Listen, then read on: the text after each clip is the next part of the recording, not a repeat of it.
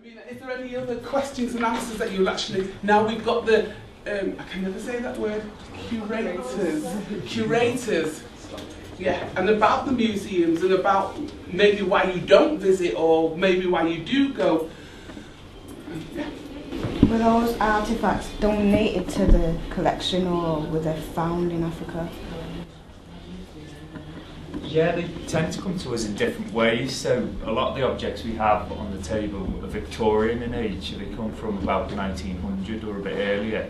And a lot of the times they would come to us through missionaries, so priests in different religions from England and Scotland and Wales would go out all over the world, and when they came back they'd give us things.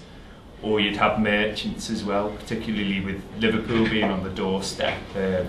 They'd go out and trade on with West African companies and peoples, and they'd end back up here. And then the third route a lot of the time would be mercenaries or soldiers, because soldiers would go and fight all over the British Empire, and then they'd collect things on their travels and bring them back. So a lot of the time, most of our collection is made up through these different types of people who happen to donate to us earlier. Sometimes if it's really special, it might have been purchased, like yeah. it might have been bought. Sometimes museums will pay for things and auctions and things like that. In terms of the bonbonnières, where did they come from? They were donated to Manchester Art Gallery by a local collector called Harold Raby, who actually was a bank manager. This is Raby Street. I know. And this is Raby Street, yeah. And I found that there was a William Raby who actually did a lot of the planning of this area, the roads and the sort of layout of the area, the estate. And he had a third son who was H. Raby.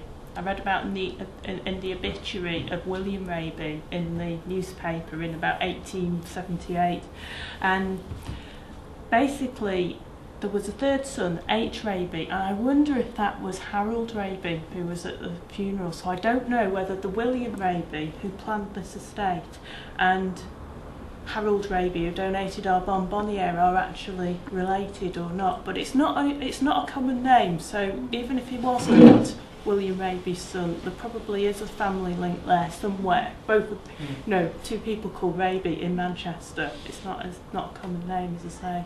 But where Harold Raby, who donated his collection of 200 and odd of these little boxes, where he actually got this from, we don't know. He was a collector, and he sort of collected them throughout his life. He wasn't an especially wealthy person. He was a bank manager, so he wasn't doing too badly, but he wasn't sort of one of the aristocracy or anything.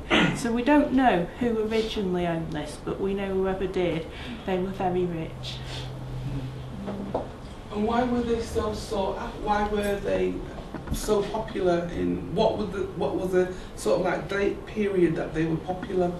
In the late 1700s, well, the mid to late 1700s, and they were like a fashion accessory at the time.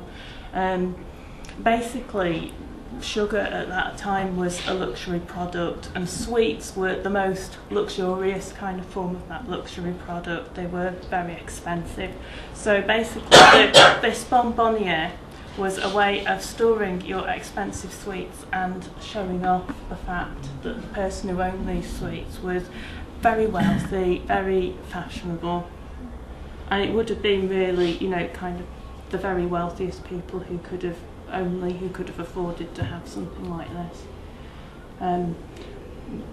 Ordinary kind of working people did not eat sweets at that time. That they would have had access to sugar in the form of black treacle or perhaps syrup, but not as actual sweets.